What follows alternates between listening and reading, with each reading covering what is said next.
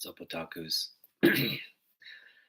It's Sunday night, and hope everybody had a good, eventful weekend. um, it's getting close to holiday season. Uh, Definitely, it feels like Christmas is uh, at least around my area. It seems like Christmas is creeping in a little sooner than normal. But yeah, everybody's making good plans for both Thanksgiving and Christmas, and all the other uh, holidays that are celebrated at the end of the year. Um, but yeah, we are going to do a haul video here along with um, a grade along. So, gonna have a good time. All right, so I guess we'll start with what's the best way to do this? I guess we'll start with the haul. Um, I haven't done too many haul videos since the summer. As you know, like I had a pretty intense summer where I was, you know, uh, working part time and devoting all that income to picking up comic books. And we got a bunch of comic books this summer that, you know, um, things we've been wanting. Picked up a lot of stuff in hindsight, also that, it's kind of like, yeah, we picked it up because it was like a good value, but there were some books that um, I guess if what I'm trying to say is they're worthy of my collection, um, but I've only got so much space. So in that respect, like I pick these things up, but they're not necessarily things I want to keep in the collection, like the core part of the collection, um, which is fine because a lot of it was 90s books, things that kind of like 90s keys, for 50 cents, 30 cents or something, like things we couldn't just kind of leave there. Um, but at the same time, they do take up space in the collection. So kind of in a place where I'm like, yeah, at the time it seemed like a good idea, but now it's kind of like in a, sell pile or a trade pile. The sell trade box is pretty full right now. I gotta I gotta get to selling or trading those books, but it is what it is. So we haven't been picking up much. In fact, I haven't been motivated to pick up or even go to like look at books. Been pretty focused on like work and other things. But this weekend I stopped in at Half Price Books, and there was a book there that prompted me to like, oh, okay, I want to pick this up. And then I found some other books while we were looking, and all in all, I spent about $15, 14 plus tax, 14 something plus tax, ended up being like 15.50. And let's go over what we picked up.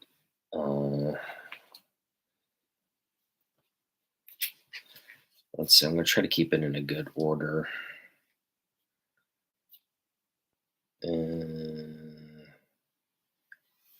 I guess we'll start off with some Todd McFarlane goodness. This one we picked up for $3.50, and it was priced.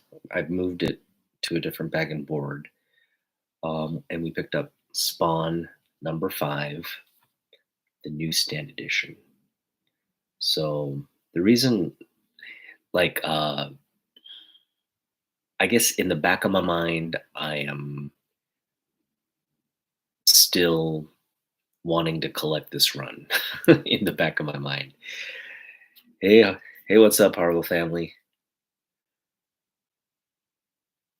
Oh, nice. Okay, Spider-Man number one. Was it the standard, the silver, the platinum? There's all those varieties of Spider-Man one. That is a great cover, by the way.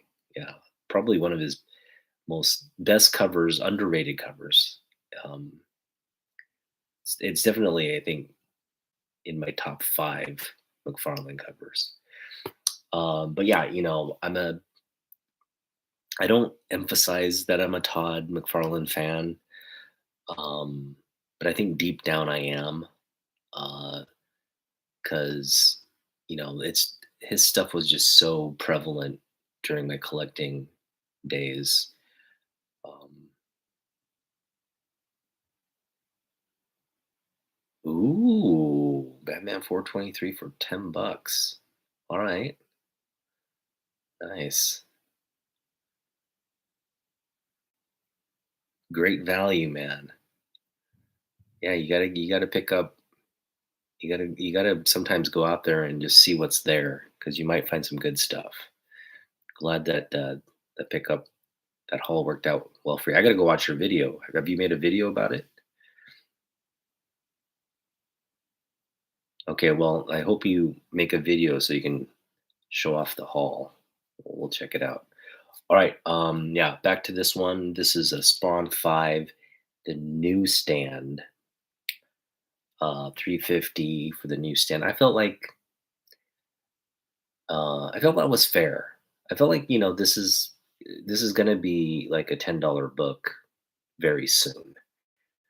This whole run, right? Like Spawn, whether the movie comes out or not, I think, you know, just this run of Spawn is gonna it's such a fan favorite. It's just gonna get that little spike in uh, value just because as time goes on, this comic book um, just becomes. But the thing about this run is it was overprinted. You know, all of these books were overprinted, including the newsstand. But if you're gonna like compare direct to newsstand is gonna be a little bit rare. But it's still, it's still plentiful. But this is like a really clean copy on a dark book.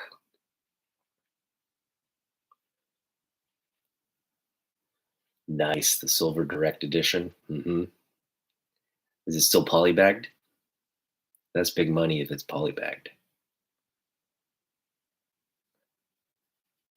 All right. Yeah.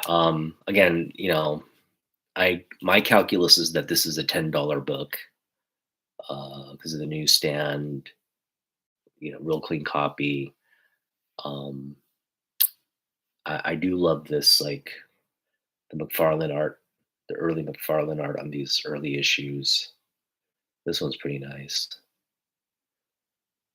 This nice city backdrop, the cape. So yeah, 350 for this.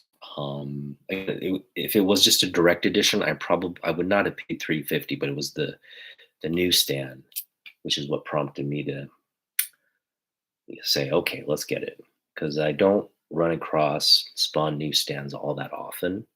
So if it's a couple dollars for it, don't mind doing it. All right, this next one, we paid. We paid. I think we paid a pretty penny for it by my standards. Usually, I'm very like, I try to keep pickups like in the $3 range, especially half price books. I'm not spending a lot of half price books. I want to get them for like under a dollar or like around a dollar. Um, Sometimes, if it's half of like a cover, but it's a key, we'll pick it up for like $1.50 or $2 at most, right? But this one was priced, and it was priced at 650, and uh, it was in better shape than the because I have a copy of this already. So this is my second copy, but the second copy is in much better condition. Not when you look at it from the front, but in the back, mine has a little bit of staining, it has like a slight crease.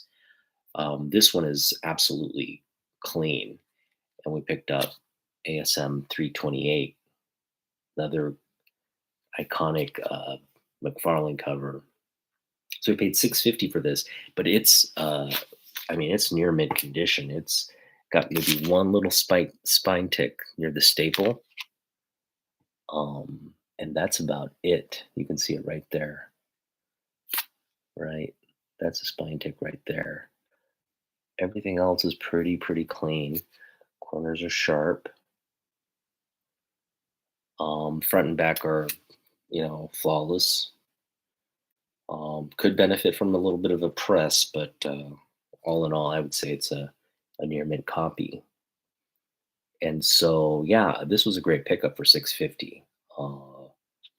It's a $30 book, and just like the McFarlane stuff, I think all this early McFarlane stuff's gonna spike because these books are, even though there's a lot of printings of them, pretty much, most collectors I know are collecting McFarlane in some form or another. So, and what you got here is the last work by Todd on ASM, and it's this beautiful Hulk cover to boot. So, yeah, you know, it's a great book. So yeah, we didn't mind paying 650 for this, especially given the condition. That's better than the one I had, the current copy that I have. So, oh, nice. Okay, nice. Well, I'm glad you got that. I'm glad you got some good pickups there. Those are that's a good that's a good hunt when you find uh, books. You find books that are classic like this for cheap. That's a good hunt. All right. This next book. This is a book I've been wanting for a while. Uh, because I love Eric Larson's. Eric Larson is the artist that took over Todd McFarlane on ASM. And to be honest, like Eric Larson initially, like right when he took over the run, he kind of tried to mimic Todd's style, especially with the Spider-Man character. I think he tried to mimic the villain and the Todd style in terms of just sort of exaggerated caricatures of characters. And I'm glad I'm glad I'm inspiring you to go pick up books. But yeah, I mean, I think when you go out there, you'll find good deals. That's pretty much, you know, y- you don't have to go online or just go to your local comic shop, comic show. Go into the community. There are people out there selling books, and you'll always find a good deal. Don't settle for, if you want to get a book at a certain price, don't negotiate that price. Like kind of stand firm and be patient. Now, on a book like this, for example, right? Like I could have said, I'm going to find this book for $2 or $3 or something. Um, and that you can take that approach, and I'm sure you'll find a copy for two or three. But you got to also take into the consideration like condition. Sure, you might find this book for $2 or $3, but will it be in great condition? And I just felt like, yeah, like this at this price point for a $30 book, essentially, if I were to grade this probably come back like a 9.2 or 9.4. Um, it would it would warrant a 650 investment, I think. So yeah, kind of pick your poison, but definitely don't feel like you have to pay a certain price for a book because you could always, and again, it depends on the grade as well. Don't expect to be pick up like high grade books for like dollars or something. You probably have to make some kind of compromise at some point. Hey Damien, what's up? Happy holidays. Hope you're doing well. um so the next one here, we've got ASM 332. And I gotta say, Eric Larson's artwork on ASM, uh, to me, is on par with uh, Todd McFarlane's. I think Eric Larson doesn't get enough credit, um, but he definitely, like, when he took over the run, he made efforts to kind of, again, kind of seamlessly insert himself as a replacement of Todd, but not doing too much, not to differ too much from Todd's style. Because as you can see with the characters there, he's uh, kind of uh, again taking Todd's work on ASM and trying to mimic it, or not mimic it, but like stay true to it as best as he can, while adding his own, kind of artistic flair. And this is the issue where he introduces Venom, which is Todd's creation. But Todd gave Venom sort of like this human mouth with like human teeth. And Eric said, no, we're going to make it like more alien like, give him this like tongue. It's like, kind of a tongue with this long tongue and these like fangs and the drool and all that. And that's ultimately the Venom design that stays. So, yeah, this is the first, I guess, real Venom design, or altered Venom design that stuck. And yeah, this is also a big book. This We got this one for $3 as well, and this is a $25 book. Again, great condition, you can see. So I didn't mind paying, all this money here. We paid so 350, 650. That's 10 plus three. We're at $13 for three books. Um, and when you consider this is $30 in book value, I think I made out pretty good. The last book we got is um, Larson to blame for the tongue. Yeah, thank you. Thanks, Mike. Yeah, I think Eric Larson is, because when he starts doing his own work at Image, you can see like, oh wait, what he was doing on ASM is very different from his actual, like, comic book art style. He got to kind of like, this is who I am as an artist, and you see like um, his work on the dragon is fabulous. Like it has a very like more kind of realistic. He's not exaggerating the characters at all.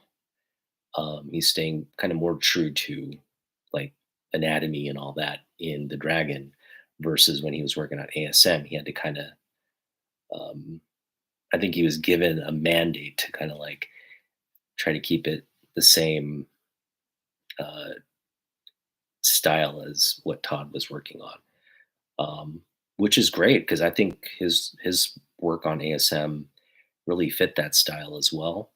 But yeah, like he's a great artist. Any artist who can kind of do different kinds of styles shows their range. All right, the last book we got, I don't think most of you probably are going to be feel like it's a book you would pick up. It's a dollar bin book for the most part. I picked up Superman 203, and this one here is a newsstand copy. So we got half a cover, which is like $1.13 or so. So all in all, we spent about 413 plus tax. Ends up being about 1550, yeah, 1550 in terms of the whole uh, amount we spent. Um, this is a special book for me because it's got so much like it's got this great um, cover and internal work by Michael Turner. You've got this nice sketch, sort of like preview of Superman for tomorrow. And in fact, we're going to get into grading my Superman for tomorrow run, and we'll get into that after we look. I just want to share some of the internal pages of this, just the sketch portion of this book, just to give you again a preview of what we're going to grade. We're going to grade this run here, and I guess talk about it a little bit. I'm going to take out my direct edition. Of course, I have several copies of this. And let's just turn to the sketch preview page. Yeah, we got such, man, this is just, look at this splash page here by Michael Turner. How awesome is that? Man, we lost him too soon. All right, well, again, this is a dollar bin book. I would recommend you go pick it up though, because the interior artwork in this is just fabulous. The whole Turner run on Superman is really underrated. I feel like. All right, but we're just gonna do the little preview sketchbook here. Oh man, it's such good stuff. All right, so we got Jim Lee's sketchbook. You knew Jim Lee when he. So let's give some background here. Uh, Jim Lee, like me in a lot of ways, growing up, his introduction to this whole comic book universe, American comic book, you know, what would you call it, culture, I guess, was through the Max Fleischman 1940s animation, which is great animation, by the way. It's just, to this day it stands. It's on YouTube. Go check it out. It's a series of, these were like movie serials. So if you went to watch movies back in the 40s, they would show things um, on the big screen as a like a kind of like previews, right? They'd show a cartoon and then start the movie. But these cartoons were in color. That's a crazy thing. They were animated in color and filmed in color, and um, precursor to modern day animation. Look at that. Look at those designs. There we go. Oh, that's it. Wait, it said 6 pages. Do we have 6 pages? We have 1, 2, 3, 4. Ah, here we go. Oh man. Oh no! I just dropped my comic book. Oh well. There's a dollar book. I'm sure we'll pick up more copies. Yeah, kind of ding the condition there. This is the last 2 pages.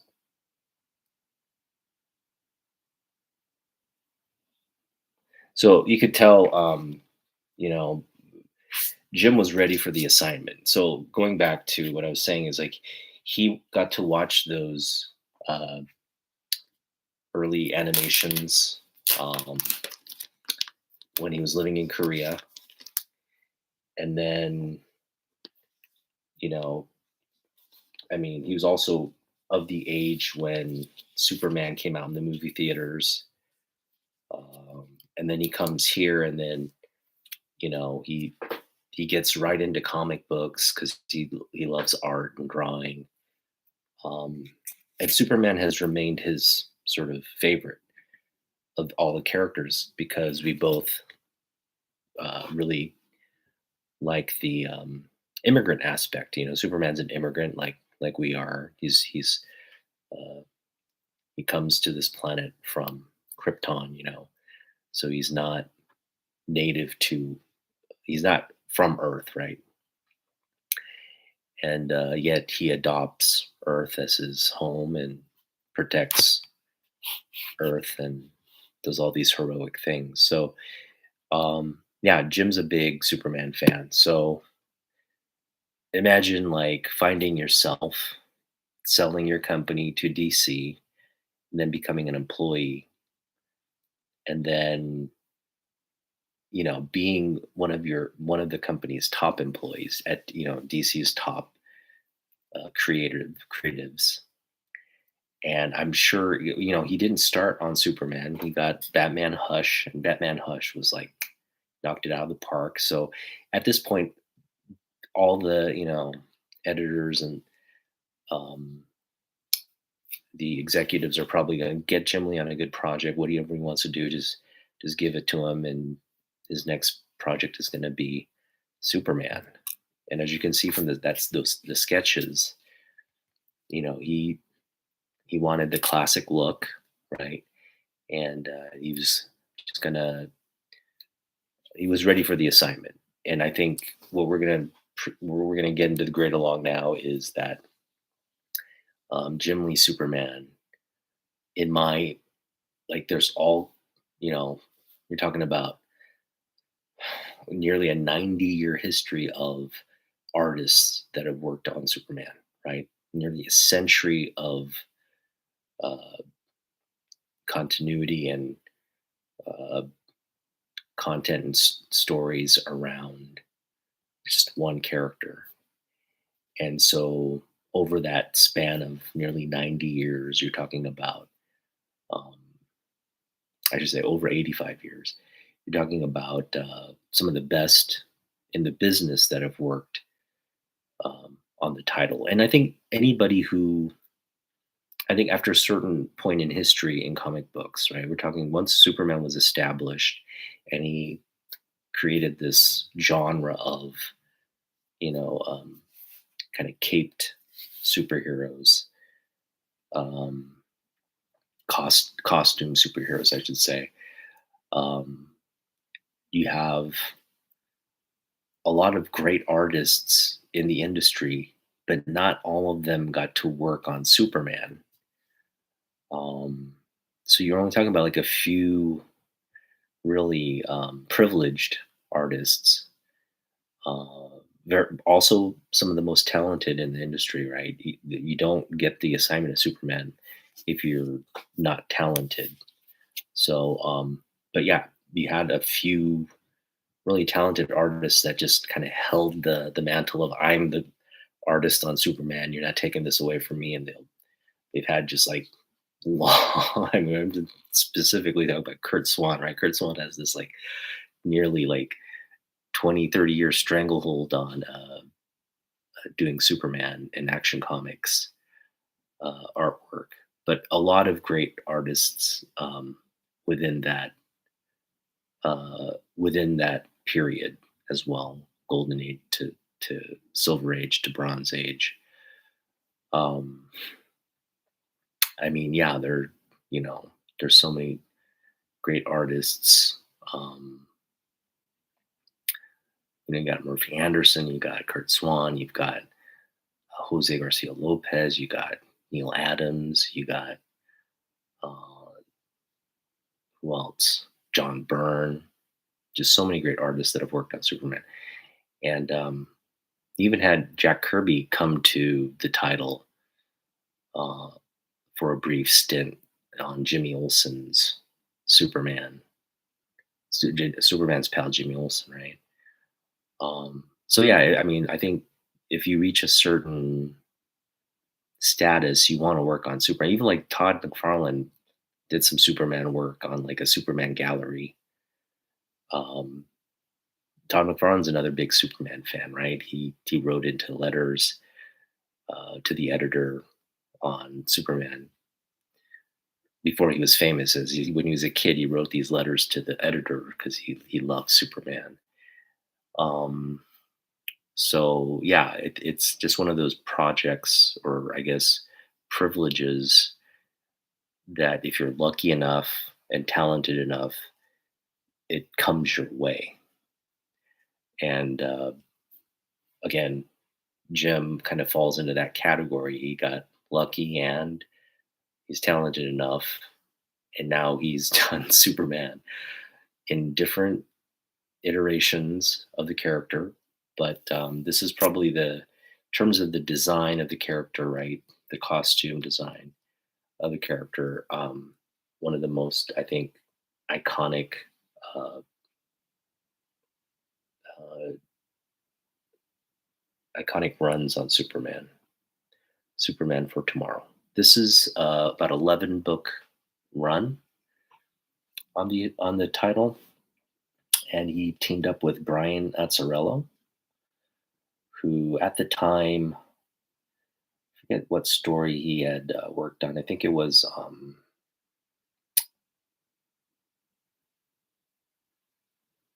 something for, I think, Image or Vertigo.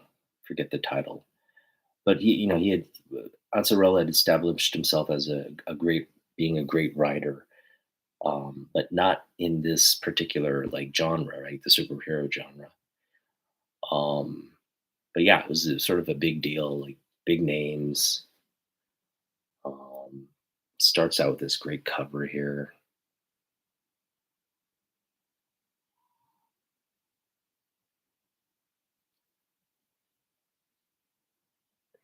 Yeah, Neil Adams kind of set the bar for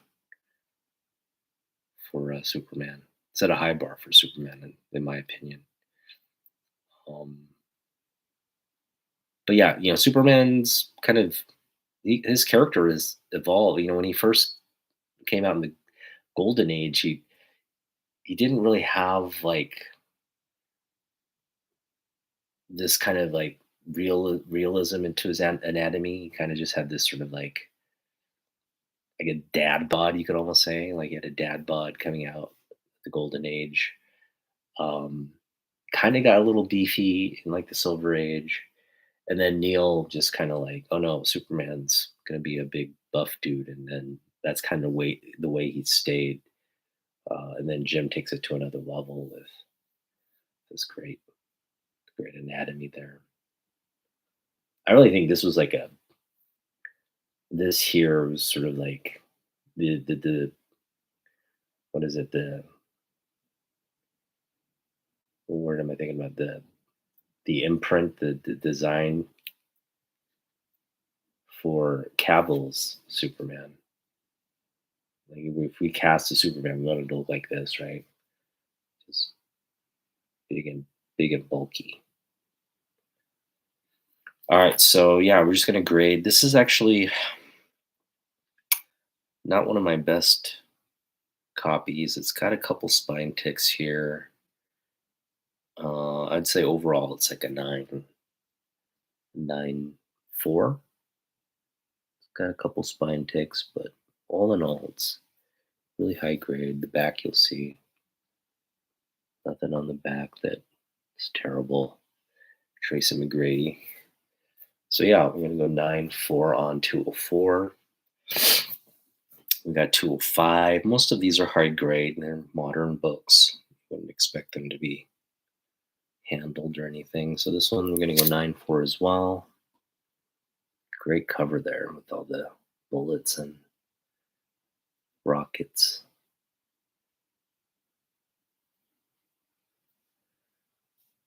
Got his heat vision.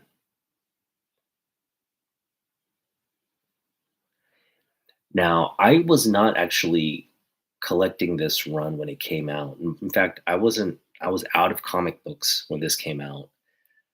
But I was aware that Jim Lee was, doing stuff for DC. But I got to this run a little late. In fact, I want to say I got to this run about a year later after it, you know, after all the issues had come out. I basically just went on eBay and purchased the entire run, which is still in Korea, by the way. I have the entire run of this sitting in Korea, and I read it about a year later, and it was a great read. Uh, Not the best, like I don't know. I think it kind of lost me. The Wonder Woman fight was great. Up to the Wonder Woman fight, I would say it still had like potential, right? And then it kind of goes into like a weird. First of all, the way they designed Zod wasn't particularly like he wasn't like a that menacing of a character, and then he had this like cyborg alien type creature that wasn't very menacing at all either. Um, and it just kind of it just didn't feel like it was very dramatic when they were fighting and stuff. It was, and the way in the way Superman kind of handled them didn't. It was just anticlimactic. Uh, so not not everything's going to be a home run, but in terms of the artwork, though, like the Superman again, the character design and all that, Jim Lee does a great job. I think the story though is, and the design of the characters could have been a little bit better executed. But all in all, still a great run. I would still recommend people go out and read it, um, just for the artwork. Now, 205 had a variant cover, and this is actually one of my favorite Superman covers of all time. And this is also, I'm going to say, in your mint. Probably, yeah, this is like a 9.6. Um,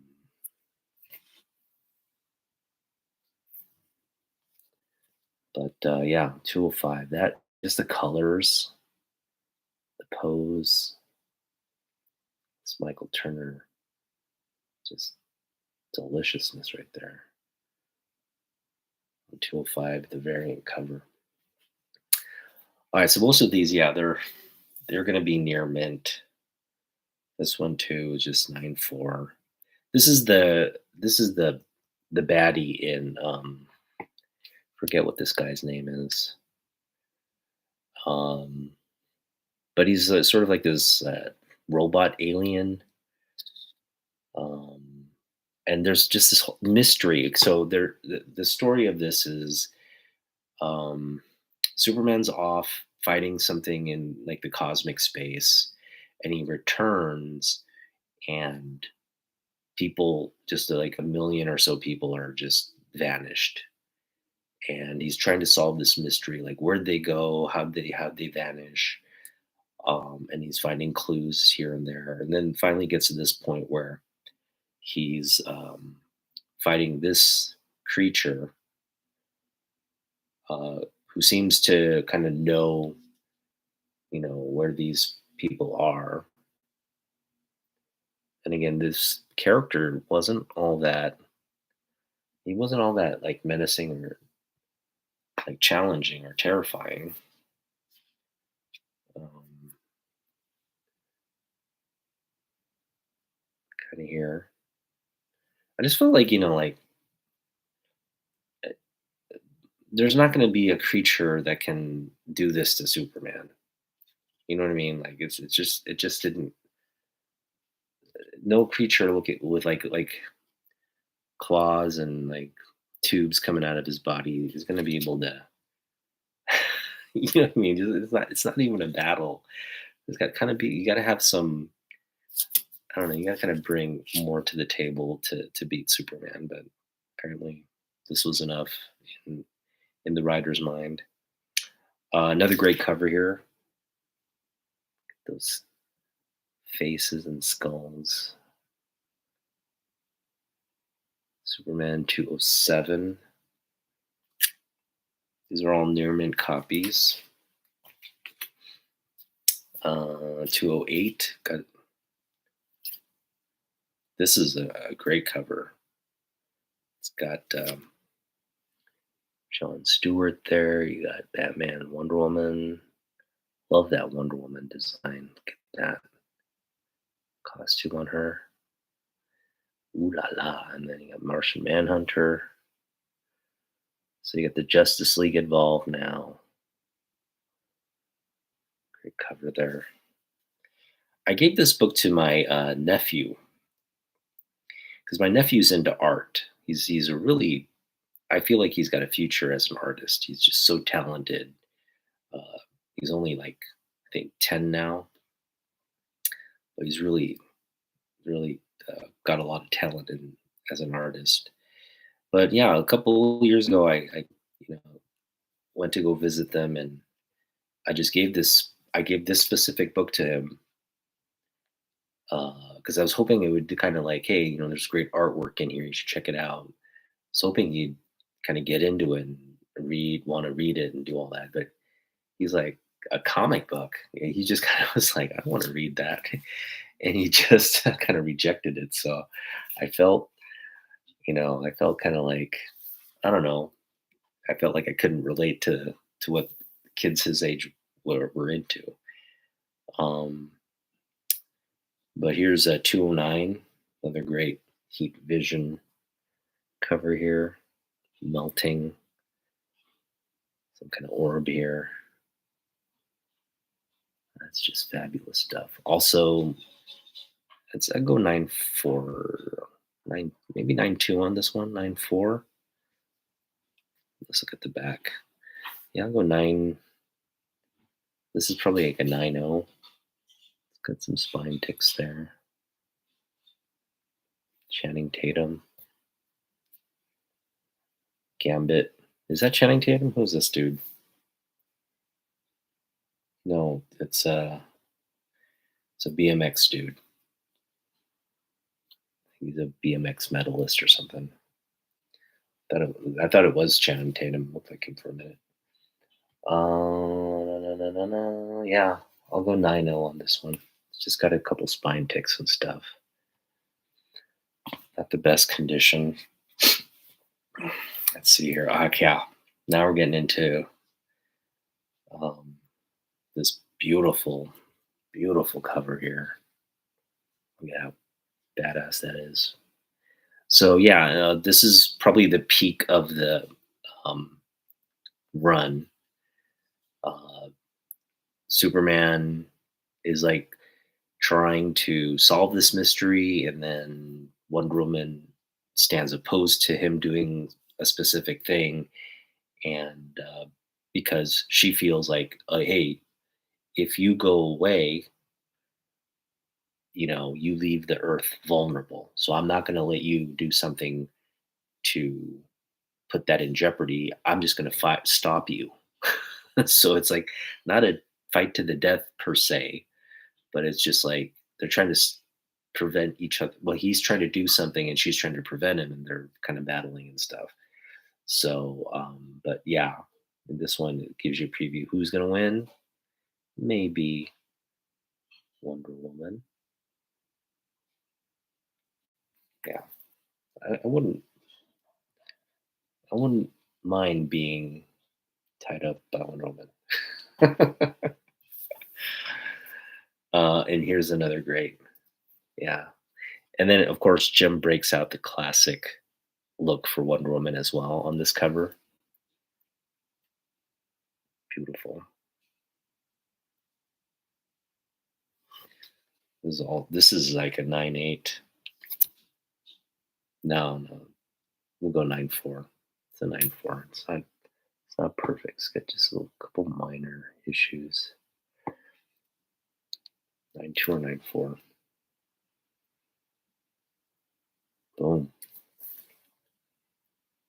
All these books are just, and this one is just Superman is getting kind of like, you know, he's going through some kind of transmorphosis or whatever, and then kind of getting electrified. Just beautiful, beautiful covers. This is just Jim Lee. This whole run is Jim Lee cover art at its best. All right, now here's kind of what I mean by I just didn't like this General Zod design.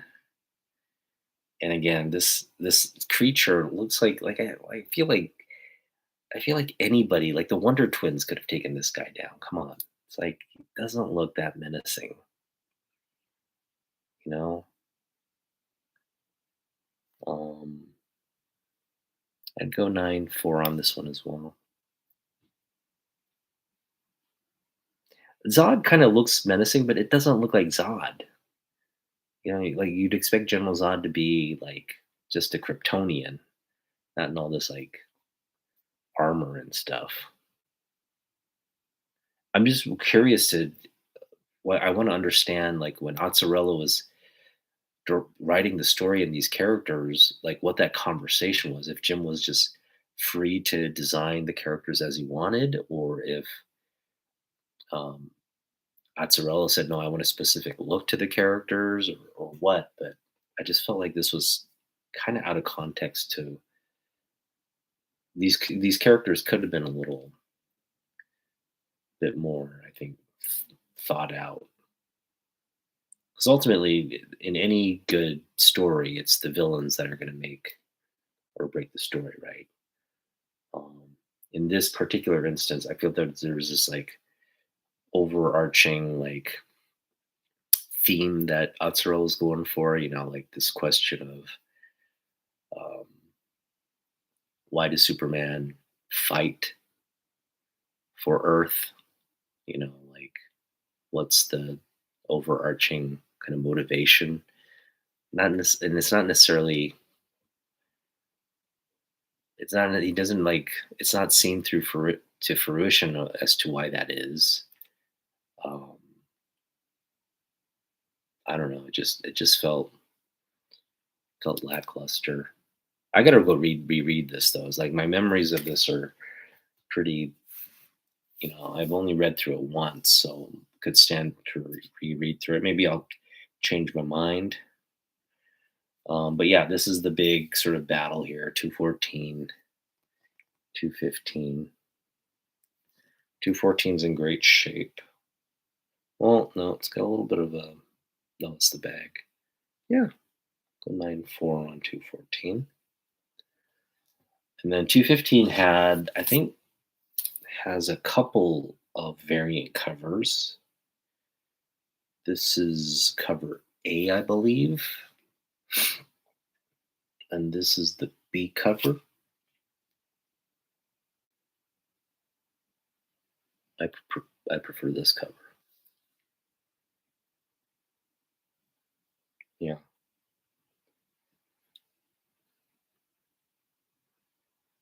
yeah. There's a priest in this whole thing too. That's like, again, he starts off as what you think is an inconsequential character, and then he ends up being like also the bad guy at the end.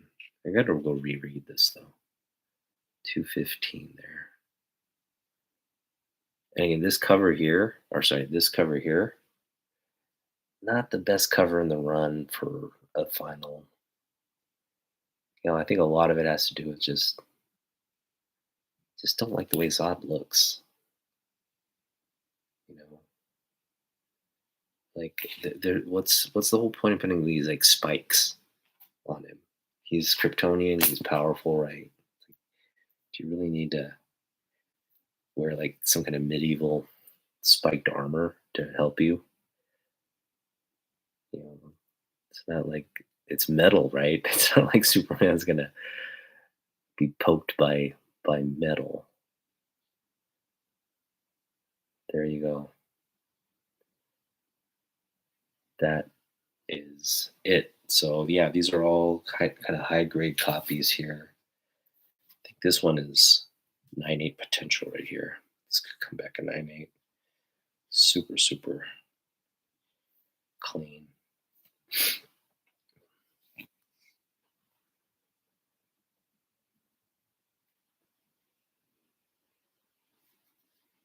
Yeah, and we got the iconic bullet logos. So I just feel like, you know, this was I don't want to say it was like a test for Jim Lee, because I feel like by this point Jim Lee's established himself as one of the great uh, artists in the industry. Um, and again, one of the great artists of all time in the industry, given his scope of work, what he's done over the years. But it was definitely, I think, for him, one of those like personal goals, right? I'm sure when he set out in comic books, he dreamed about working on Superman someday, right? He just probably like set that goal, for himself early on. And, about literally like about 15 years into his work in comic books. No, more than 15 years, almost, I want to say 17 years, almost 20. Yeah, because this was 2004. He got into comic books, what, 88, 87, 88. So that's about 17 years. 17 years into being a professional, he gets his dream gig. And, you obviously poured, he poured his, heart and soul into this, because the artwork is just incredible. You could just tell by the covers, right? The amount of attention and how he wanted everything to be just perfect. And man, with the again with I call it J I call it um sorry, LWS, Lee Williams Sinclair. You could call it the Little League World Series, right? Little League World Series. What's another LWS? Uh, I'm sure there's an acronym out there for LWS. Uh, life will something. Life will love will survive. There's another one. LWS. Love will survive. But love will survive. LWS is a brand. It's become a DC brand based on Hush and this run. And now LWS, Lee Williams Sinclair, is pretty much standard. When Lee puts out a book, you're going to get the LWS brand. And what that signifies is you're going to get the best looking comic book art available. Like the top colorist, the top penciler, the top inker, and you're going to get this fabulous product at the end of the day. So the LWS brand just was like firing in all cylinders in this run. So yeah, um, that's that. And I'm glad we are able to kind of grade along with my collection here. Um, Superman always ends up being one of those books. Um, if I can find it for like $1 or less and it's pristine, I will pick it up. Like, I'll pick it up. And it's well. I should. Let me take that back.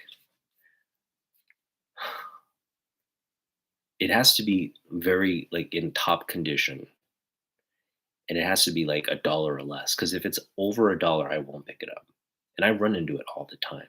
And generally, it's we're talking if it's half a cover, it's like a dollar 13, and at a dollar 13, I'm just kind of like, should I, shouldn't I? But if it's a 50 cents, if I run it for 50 cents, it's any one of these covers, especially like the Wonder Woman cover here. I feel like I have a, how many? I have, I think, what? I want to say three copies of this, three copies of this one here. This one. This is just one of my absolute favorites. Um, this one too. If I run into this one for like a dollar or less, I'll pick it up.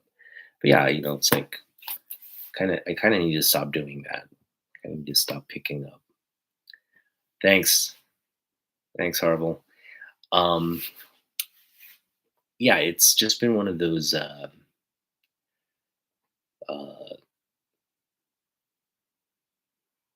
this part of the collection here, because it's not Jim Lee's first work on Superman. Jim Lee actually um, comes out and does like a cover on Superman. I think the Man of Steel or something. Um, back in like 2001. Um, but didn't get a chance to do anything in terms of a run and interior work. This is sort of his first Superman in that sense. And post this run, he's done Superman Unchained. He's done, I think, like a Batman Superman, a couple interiors on a Batman Superman. Um, he's obviously done Justice League, where Superman's pretty prevalent throughout that run. He's done Infinite Crisis, where all he's doing all the characters. So he's worked on Superman many a time since this early run. In fact, he put Superman into the Batman Hush as well. He's one of the people that show up in that run, right? And right now, the question says, Jim's worked on so many different characters. He's worked on, I'd say, what established him in the industry was, first of all, he did great work on Punisher, War Journal. Punisher's one of his, it's one of his characters, right? Legacy characters. He also worked on Alpha Flight. I don't know if Alpha Flight will be one of his legacy characters. It's very early on in his artwork. Um, I felt like he kind of found his footing in the Punisher War Journal versus what he was doing on Alpha Flight. But then X-Men, right? Boom. He redesigned them. He pretty much gave them their quintessential look in the 90s. And yeah, it's that's a big legacy character. Wolverine. You can make an argument Wolverine is on the Marvel side. Wolverine is his Punisher. Wolverine. Those are his probably top legacy characters at Marvel. Uh, and then you get into the DC side, right? And it's really between Batman. I'm hoping he does a run on Wonder Woman. I'm hoping and praying he will do that someday. Just kind of give us the whole trifecta. He's done Batman, he's done Wonder Woman.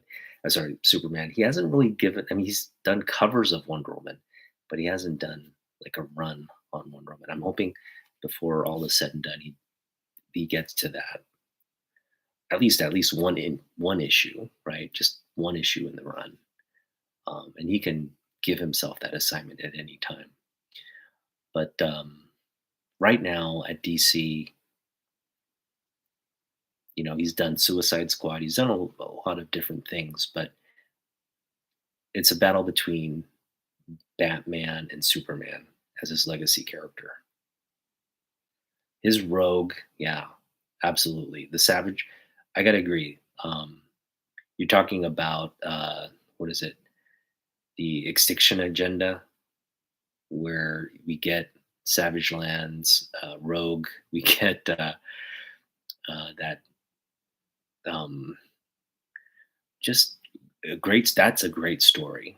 The Extinction Agenda. That's some. I think probably the peak of that run in X Men. Because that's one of the early sort of crossover series um, that he got to work on with various artists. So that was a fun one. Yep, where she ends up with Magneto, and that's another great debate: Magneto or Gambit for Rogue. You know, who's Rogue? Who do you prefer Rogue to be with, Gambit or Magneto?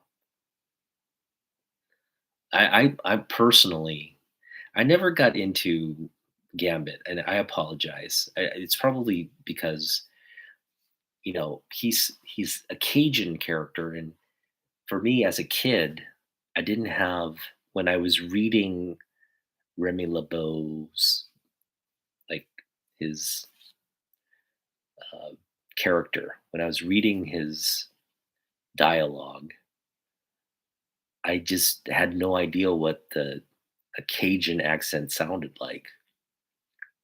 Um, so I was just trying to do my best. Like the way they were writing it, kind of made him sound a little douchey. I was just like, he sounds like a douchebag. Like, it didn't make much sense. He's kind of like, like kind of like what um, Channing Tatum made him sound like. But yeah, I just never got into him. He's kind of this like arrogant, like card throwing, like mutant. Didn't really have. I just didn't feel like he was like. I preferred Bishop of all the new little characters that we got. I preferred Bishop because he just was looked badass and he had guns, right? He could rechannel energy and all that stuff, kind of like Gambit could. But yeah, like I never got into uh, Gambit, but I know how super popular Gambit is, and I don't hate Gambit. It's not my favorite X Man. But what was great about the love triangle there, I would go with Magneto, Father Magneto, right? Because Magneto is just if you want if you really care about Rogue, right? You want Rogue to be with the more powerful mutant. Just hands down. That's what if you really care about Rogue, you want her to be protected. And I don't know, Gambit. I feel like Rogue could just beat beat the crap out of Gambit herself. So it's not much of a contest there. All right. Well, you know, I'm sure most of you are have watched me and my buddy Jeff Cantonese Comic, aka Cantonese Comic Kid.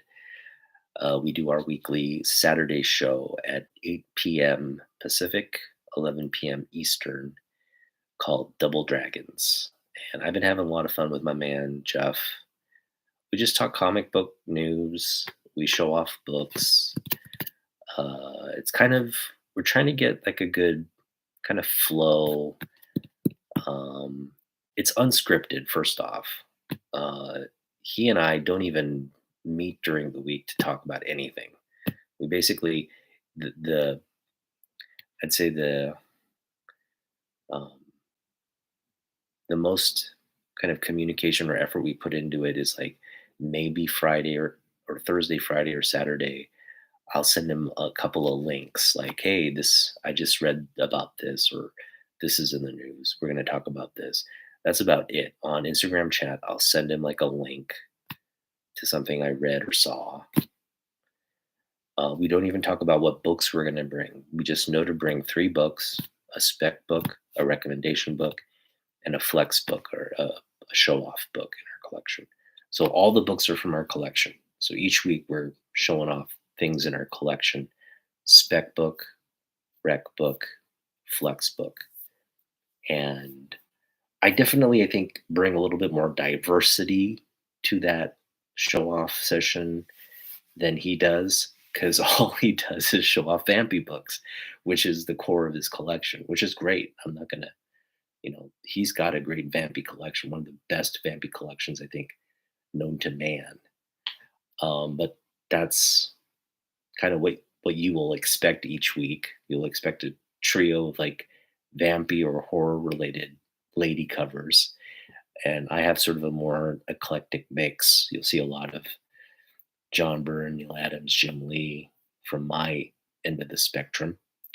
But yeah, we're doing a little yin and yang kind of, um, you know, what's the word I'm looking for?